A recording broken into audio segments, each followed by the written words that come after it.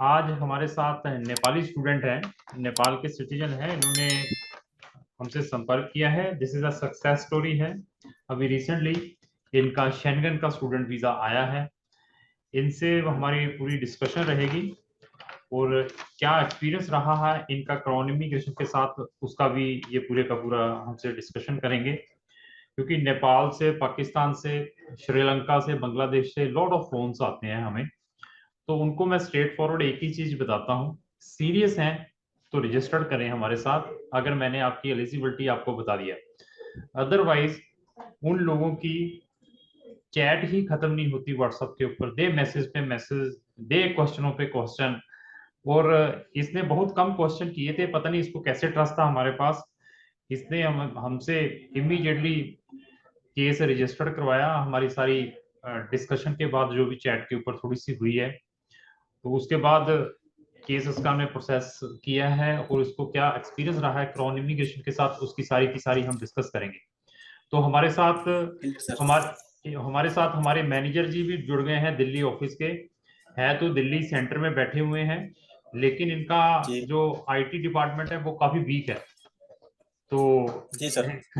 जब भी इनको जूम पे लाने की कोशिश करते हैं तो कभी इनका फोन खराब हो जाता है, कभी इनके हेडफोन खराब हो जाते हैं। उसके पीछे रीजन है, रीजन क्या है कि बेचारा एक या दो पर्सन ही काम कर रहे हैं दिल्ली ऑफिस में, हमारे पास ज्यादा स्टाफ नहीं रखा हुआ हमने। तो लोगों की क्वेरीज बहुत रहती हैं, क्योंकि अगर तो किसी को लूटना है तो फिर तो हम दो चार और 10 स्टाफ रख लेंगे। तो अगर हमने ट्रांसपेरेंसी से काम करना है तो फिर थोड़ा सा देख कर चलना पड़ता है। तो सबसे पहले इस मीटिंग को स्टार्ट करने से पहले मैं आप दोनों का स्वागत करता हूं इस मीटिंग में। मेरी तरफ से आप दोनों को नमन है। नमस्कार सर। तो गुप्ता जी, हेलो। हाँ रोशन जी जी, सर। हाँ जी रोशन, सर, जी सर। रोशन गुप्ता जी हैं। तो रोशन गुप्ता जी, सबसे पहले इस डिस्कशन को स्टार्ट करने से पहले मैं आपसे ये चीज पूछना चाहता हूँ कि आपने क्राउन इमिग्रेशन को कहाँ से फाउंड आउट किया, कहाँ से आपको पता चला?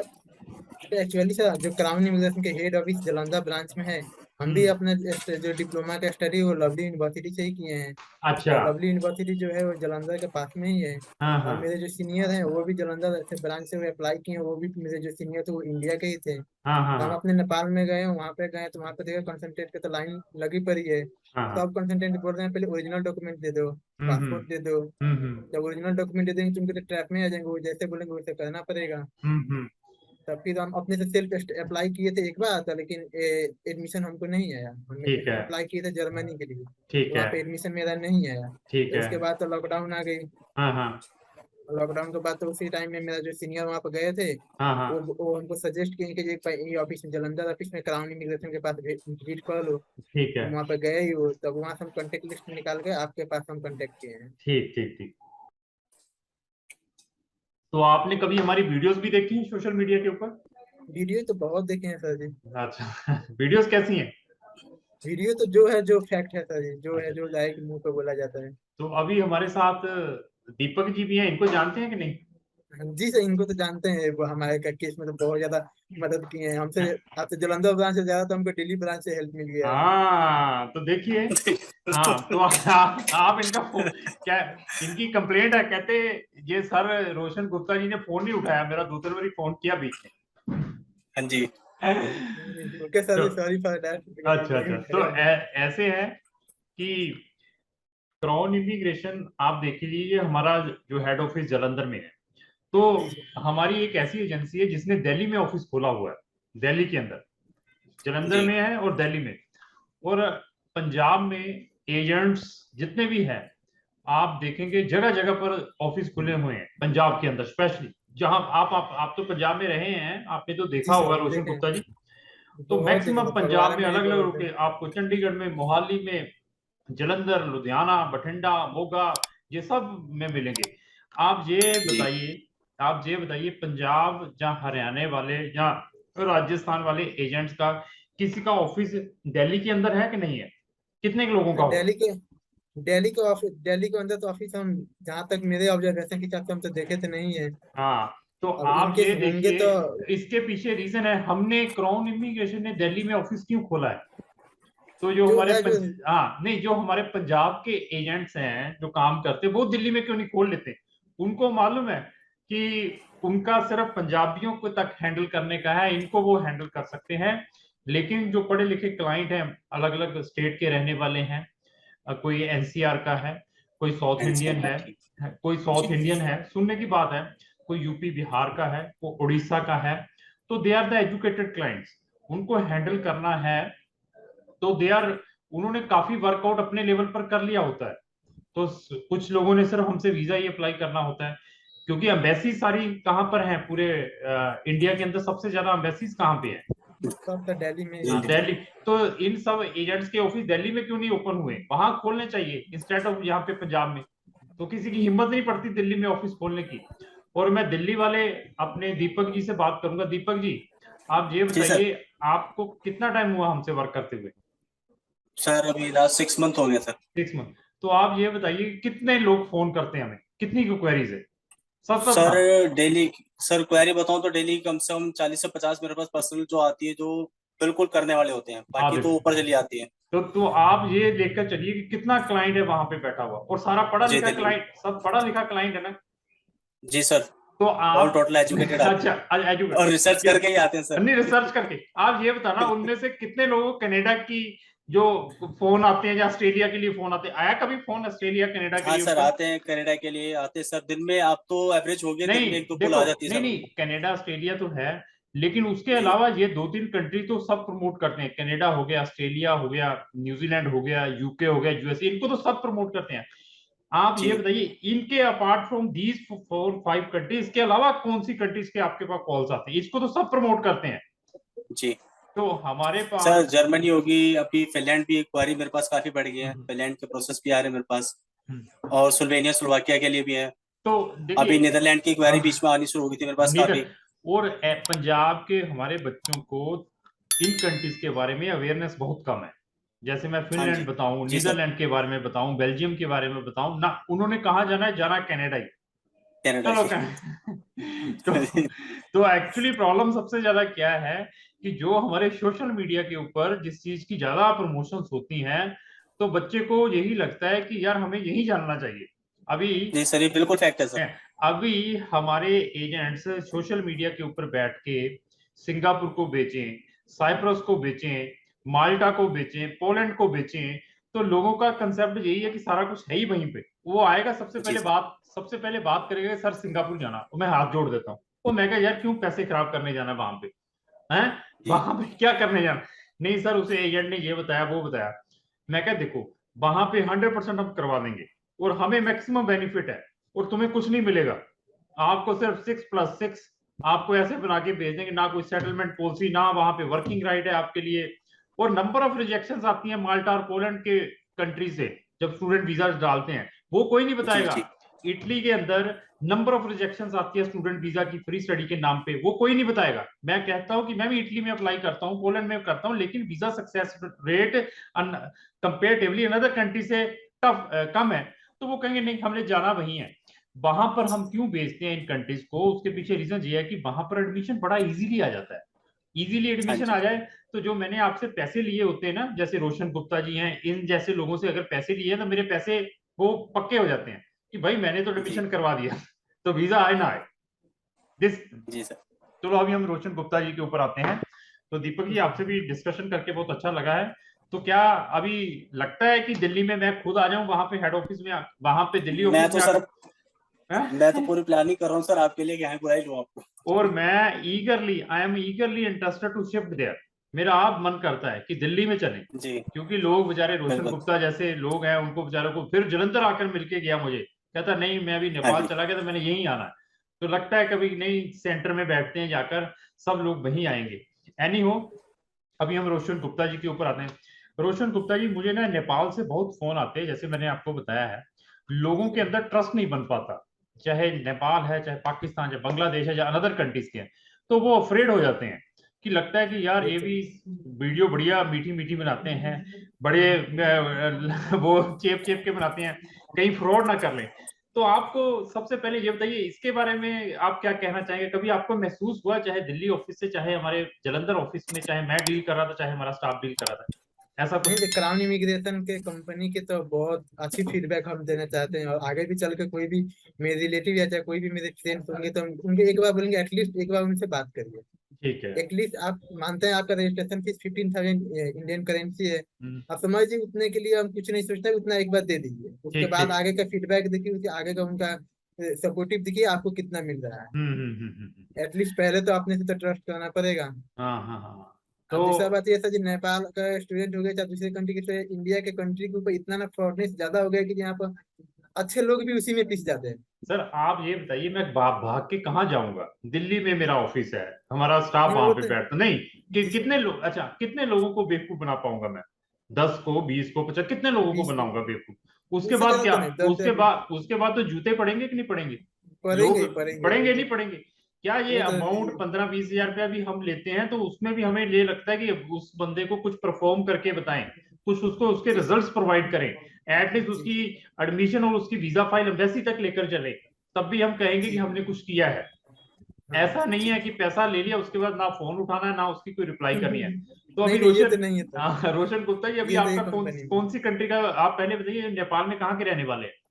तो नेपाल में जो इंडिया के जो बॉर्डर है, रक्सौल सिटी एक पड़ती है इंडिया की, अच्छा, उसी के अटैचमेंट में है बीरगंज सिटी, एक नेपाल की जो है, वहीं का बीरगंज से ही बिलोंग करता है। तो काठमांडू कितनी दूर है वहां से? यहाँ से काठमांडू से आपको एक नाइट लग जाती है, मिनिमम 180 किलोमीटर। आपके आपके घर से? जी सर। आपके पास कौन सी बिग सिटी है जो आपके घर गांव के पास जो ठीक? बीरगंज सिटी है सर जी, बीरगंज अच्छा, सिटी ही बिग सिटी है। ठीक ठीक ठीक। इकोनॉमिक्स के रिलेटेड से लेकर चलिएगा तो नेपाल का 70% इकोनॉमिक वहीं से आती है, बीरगंज ओह सिटी से। ग्रेट। तो आपने मुझे भी मिलके गए थे आई थिंक एक दिन। यस यस, आए थे अभी से। हाँ, जो मुझे मिलने के लिए आए थे, स्पेशली किस पर्पस के लिए आए थे? स्पेशली सर तो अब जालंधर में मेरे दोस्त लोग भी रहते हैं, हाँ, अब आए थे नहीं, एमबीसी काम से। हाँ वैसे ही मुझसे जो डिस्कशन हुई थी किस टॉपिक के ऊपर हुई थी? तो वो एमबीसी के जो इंटरव्यू होती है उसके हाँ, प्रिपरेशन के रिगार्डिंग तो डिस्कशन आपको बताइए, हुई। हम इतने बिजी होने के कारण भी कभी हमने आपके कोई मैसेज का जवाब ना दिया हो? जब मैं नहीं बीइंग ए नहीं, तो ये कंपनी, कभी मैं कंपनी का डायरेक्टर हूँ, आप आए इतनी दूर से, मैंने आपकी इंटरव्यू पर्सनली ना करवाई हो, कोई ऐसा लगा हो आपको? नहीं नहीं, ये सर जी तो आपसे जितना हुआ है, जितना जहां तक हुआ है, आप लोग हमको सपोर्ट किए हैं और आगे भी करेंगे, ये भी हमको उम्मीद है। तो वो तो करेंगे करेंगे। तो आप ये बताइए, आपका कौन सी कंट्री का वीजा आया है? सर मेरा लाटविया कंट्री का वीजा है, वो एक शेंगन कंट्री पड़ती है। अच्छा, लाटविया का कौन सी कैटेगरी का है? सर ये स्टूडेंट वीजा है। तो दिखाएंगे जरा वीजा, थोड़ा दर्शन कराएं इनको, नेपाल वालों यस सर, लोगों को। एक सेकंड, दर्शन करा देते हैं। सर नेपाल का वीजा वो इस टाइप की होती है। अच्छा, ये पासपोर्ट है नेपाल का, हाँ ठीक हाँ है, जी थोड़ा सर, वीजा दिखाएं, पासपोर्ट हाँ। हो गया, इसमें हम लोग का स्टाम्प यहाँ पे लगा हुआ है, हम्म। ये हो गया। चलो ठीक है, बहुत अच्छा लगा आपका वीजा देख के, मजा आ गया देखकर। Yes sir. अभी ये देखिए, तो अभी हम आपकी प्रोफाइल के बारे में डिस्कस करेंगे। आपकी सर एज कितनी है? सर मेरी 23 हो गई। 23। आपकी यस सर। 10th में कितने परसेंटेज है? कितना जी सेवन। 2 मिनट। सर 10th में मेरा 3.12 है, आउट ऑफ उसका परसेंटेज हो गया 78%। 12th में 12th नहीं किए, उसके बाद डिप्लोमा किए हैं सर जी। डिप्लोमा किया था जो लवली प्रोफेशनल यूनिवर्सिटी से? जी सर। हाँ कितना जी सर। कितना कितना उसमें है? तो उसमें आउट ऑफ 10 8.78 है। तो उसमें कौन से में डिप्लोमा किया आपने? Electronics and communication field. कौन से साल में? 2019 में हम पास आउट है सर जी। तो 2019 के बाद क्या किया आपने? तो उसके बाद तो एक साल तो अपना वर्क किया आईटी कंपनी में। ठीक उसके है, बाद तो कोरोना आ गई, उसके बाद से तो ठीक है। अपने घर के तो कंस्ट्रक्शन क्या साइड आपने है, वहाँ पे आईलेट्स किया है? आयरस तो नहीं किए हैं सर। चलो ठीक है। जब आपने केस हमसे रजिस्टर्ड करवाया था, आप जी नेपाल के सर। हैं, हमारे पास आए थे, दीपक जी से मिले, जब वैसे ही जी देखकर, सर। तो आपको क्या हमने कोई गारंटी भी दी थी कि हम गारंटी से आपका वीजा लगवा कर देंगे? सच सच बताइए। गारंटी तो कोई नहीं है, बस अपने मेहनत है, जो आपका फाइल हम लोग का सबका फाइल है, इस हम्म। हिसाब से हम लोग आप एक एवरेज मिला सकते हैं कि हाँ इतना तक हो सकता है, तो क्योंकि ये कोई, एमबीसी भी है तो वो तो हाँ, तो एमबीसी वाले भी हैं तो वो भी तो जेन्युइन लड़के को रिजेक्ट करेंगे नहीं। हाँ, तो आपको ऐसा लगा कि हमने बड़ा मोटिवेशन दिया हो आपको, आपसे पैसा निकलवाने के लिए, नहीं हम 100% नहीं करा के नहीं देंगे, आप नहीं नहीं बैंक? सर, वो तो कुछ नहीं, ठीक है। वो तो तो कोई गारंटी नहीं देगा। आपको कुछ ऐसा लगता है कि एजेंट्स जो लोग होते हैं उनकी कुछ सेटिंग्स होती हैं एम्बेसीज के अंदर, जो अपनी सेटिंग से वीजा? सेटिंग तो कुछ नहीं सर, वो तो एजेंट लोग तो एमबीसी में, चाहे हम लोग कोई भी किसी को पहचानता भी नहीं, अपने हाँ पेपर लेकर जाएं, अपना हाँ, पेपर की इज्जत करते हैं। ठीक ठीक ठीक। तो आपको ये लगता है मार्केट के अंदर एक अच्छे कंसल्टेंट को सर्च करना भी बड़ा डिफिकल्ट है? बहुत ज्यादा डिफिकल्ट है सर, क्योंकि अभी मेरे दोस्त लोग में 2-3 लोग ट्रैप में आ गए थे। ओहो। उनका तो अभी तक भी डिग्री नहीं, सर्टिफिकेट वो कंसल्टेंट नहीं दे रहे थे, दूसरा सर्टिफिकेट वो कॉलेज से दोबारा लेकर आए हैं। चलो, और वो लोग ज्यादा पैसे की डिमांड और कर रहे मैं हैं। फिर बता दूं 80 से 90% लोगों की इंटेंशंस आज की डेट में, मैं अपने बिजनेस की बात नहीं कर रहा हूँ, सब बिजनेस में यही है कि क्लाइंट को किस तरीके से लूटा जाए, किस तरीके से जी, वो क्लाइंट तो के है। पैसे निकल। मैं अपने बिजनेस की बात नहीं करता, हमारा बिजनेस तो चलो लोग कहते हैं बदनाम है, चाहे वो डॉक्टर प्रोफेशन से स्टार्ट करूंगा, चाहे डॉक्टर प्रोफेशन ले लो, चाहे आप सर्विस सेक्टर कोई ले लो, चाहे अपने लॉ का प्रोफेशन ले लो, चाहे हमारा कोई भी प्रॉपर्टी का ले लो, कोई भी धंधा है ना, कोई दुकान पे भी बंदा यही कोशिश करता है कि मैं किस तरीके से क्लाइंट के पॉकेट से पैसा निकालूं, इसको कैसे मीठी मीठी गोली दूं। बट मैं फिर बताऊं, मेरा हम फैक्ट बताकर पैसे लेने की कोशिश करते हैं, ओपनली बताते हैं, जी। जो 15,000 रुपए ले रहे हैं भाई, this is non refundable, process करेंगे, आपके केस के ऊपर वर्कआउट करेंगे, कल वीजे में कोई रिजेक्शन या कुछ भी आती है तो ये आपका नुकसान हो सकता है, बट इसके अलावा हम आपको फर्दर सब्स्टिट्यूशंस दे सकते हैं, जो हमारी अनदर फीस है, जब वीजा आएगा उस टाइम लगेगी। क्या ऐसे ही था? ऐसा ही सर, सेम ऐसा ही सर, मेरा तो वीजा आने के बाद ही जो आपका जो फी है वो आनी है। तो आपको ऐसा लगा बीच में कि आपकी हमने कभी कोई प्रिपरेशंस ना करवाई हो, कभी आपके कोई मैसेज का जवाब ना दिया हो, चाहे दीपक ने, चाहे मैंने, या हमारा जो स्टाफ डील कर रहा था आपके केस को? भूपिंदर सर। हाँ, भूपिंदर सर। भूपिंदर सर। नहीं सर, वो बात तो नहीं है, इवन तक मेरा इंडियन नंबर नहीं लगता था, डायरेक्ट यहाँ से कॉल नेपाली नंबर पे भी कॉल किए हैं सर। अच्छा अच्छा अच्छा, ठीक ठीक ठीक ठीक ऑनलाइन नहीं भी थी तो डायरेक्ट नंबर पे जी कॉल जी। हुआ है। ठीक। तो इंटरनेशनल पे। तो बहुत अच्छा आपसे डिस्कशन लगा है दीपक जी, और इनके बारे में कुछ बताना चाहेंगे गुप्ता जी के बारे में? रोशन गुप्ता जी कैसे क्लाइंट हैं? कुछ क्लाइंट क्या सर होते हैं, क्लाइंट, नहीं, जी जी। कुछ आपने बहुत सारे लोगों को डील किया है, कुछ क्लाइंट बड़े इम्पेशंस होते हैं, बड़े डॉक्टर होते हैं, दे कंफ्यूजन रहती है उनको ऑलवेज, तो इनके बारे में क्या फीडबैक है आपका? सर ये इनके पास पेशेंस बहुत थे, मैं तो फर्स्ट ऑफ ये कहूंगा, क्योंकि सपोर्ट भी खुद भी बहुत अच्छी थी इंटेंशन की अपने काम को लेकर के। हम्म। और इवन आपको पता है कि इनका इंटरव्यू भी 2 बार 3 बार हुआ लाटवे के अंदर। इन्होंने बड़ा अच्छे से फेसअप करा, और उनको जो जो गाइडेंस दी गई, जैसे जैसे उनको बताया वैसे वैसे इन्होंने स्टेप फॉलो भी करे। उसी का नतीजा है कि इनका काम भी थोड़ा जल्दी हो गया, और हाँ अटकने के बाद भी मतलब सोच ली सिचुएशन होने वाली थी, बट हाँ। इन्होंने और हमारी टेंशन के हिसाब से वो जल्दी काम जल्द से जल्द हो गया।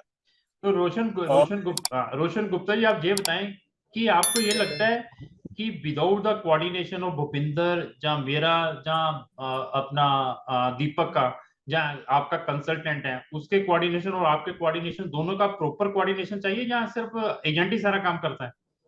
नहीं नहीं सर, कोई भी चीज का रिजल्ट अगर अच्छा चाहिए तो पूरा प्रॉपर कोऑर्डिनेशन सबकी चाहिए सर। हाँ, ताड़ियां लगाऊंगा आपके लिए। लोग समझते नहीं है ओके सर ये जी। समझते नहीं है सर। क्योंकि जी। बच्चे समझते नहीं है, बच्चों को ये लगता है कि मैंने दीपक को अभी 15,000 रुपया दे दिया है, दीपक ही एम्बेसी है, दीपक ही यूनिवर्सिटी है, दीपक ही मिनिस्ट्री है, सारा कुछ दीपक ने करना है।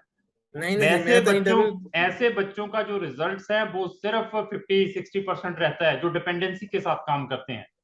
मेरा तो कॉलेज का इंटरव्यू, दूसरे स्टूडेंट का इंटरव्यू तो एक ही बार होता है। मैथ का इंटरव्यू, एक मैथ का एग्जाम हो जाता है, इंग्लिश का हो जाता है, एक स्काइप इंटरव्यू होती है। हम्म। मेरा तो उसके बाद होने के बाद ही मेरा आईलेट्स का एग्जाम कॉलेज वाले ने लिया है। उसके तो बाद फिर मुझे दोबारा स्काइप जी इंटरव्यू लिया है। देखो, आपका कॉन्फिडेंस था, बार बार हमने कॉलेज को भी रिक्वेस्ट करते रहे, वो भी कोऑपरेट करते रहे, उसके बाद जाकर आपका एडमिशन आया। तो यहाँ पर एमबीसी में भी इंटरव्यू होगी, हुई होगी आपकी? एमबीसी के इंटरव्यू तो मुझे सब 3 से 4 मिनट लगी। एमबीसी के इंटरव्यू देने के बाद निकलने के बाद तो हम उम्मीद ही छोड़ दी कि वीजा आएगा, बोले 3-4 मिनट की इंटरव्यू कोई दिए नहीं है हम अभी तक। फिर चलो। भूपिंदर सर को कॉल किए तो वो बोले 3-4 मिनट इंटरव्यू है, तुम्हारा ही वीजा 100% आएगा, जिसका इंटरव्यू छोटा होता है उसी का 100% आता है बोले। तो आप ऐसे, आपका हेलो वेरीफाई नहीं होता, आपको मालूम है? नहीं नहीं सर, हम लोग हाँ, नहीं तो होता है हेलो नेपाल वेरीफाई के लिए इंडिया। एलोकेशन। तो रोशन गुप्ता जी, अभी यही है कि आप क्राउन इमिग्रेशन को और कोई क्लाइंट नेपाल से, इंडिया के नहीं चाहिए हमें, नेपाल से कोई रेफर करना चाहेंगे? नेपाल के थे सर। अब ये जी। वीडियो देखने के बाद तो थोड़ा बहुत ट्रस्ट बढ़ेगी ही बढ़ेगी, ऑलरेडी हमसे वो कांटेक्ट करेंगे ही करेंगे। हाँ और हाँ। इनकेस मेरा अपना पर्सनल सजेशन ये है सर, आप लोग एक ब्रांच वहां पर भी ओपन करने की सोचिए। नेपाल में? नेपाल में तो अगर आ, पॉसिबिलिटी है तो सबसे अच्छी हो जाएगी, सर नहीं तो मैं कुछ इंडिया बोलूं में जो उसमें? बॉर्डर है वहां पर भी कर देंगे तो और अच्छी हो जाएगी। चलो ठीक जहाँ है, से हमारे जरूर नेपाल के जो क्लाइंट है वो इजिली आके जी आपसे फेस टू फेस मिल सके। जरूर कोशिश करेंगे वहां पर भी ओपन करने की, मैं पूरी कोशिश करूंगा। आपने बहुत, दोनों से बात करके बहुत अच्छा लगा, अभी बाहर क्लाइंट मिलने के लिए भी बैठे हैं, तो नहीं तो ये मीटिंग बढ़ती जाएगी। तो रोशन गुप्ता जी जी, सर। अभी इतने यस पैसे सर। खर्चे हैं तो सक्सेसफुली जाके जी कामयाब भी होना है। तो दीपक जी थैंक यू, आपका भी मैंने बहुत इंपॉर्टेंट टाइम लिया, दिल्ली ऑफिस में वैसे बड़ा रश है, तो धन्यवाद करता हूँ, जी। कंप्लीट करते हैं। थैंक यू, धन्यवाद।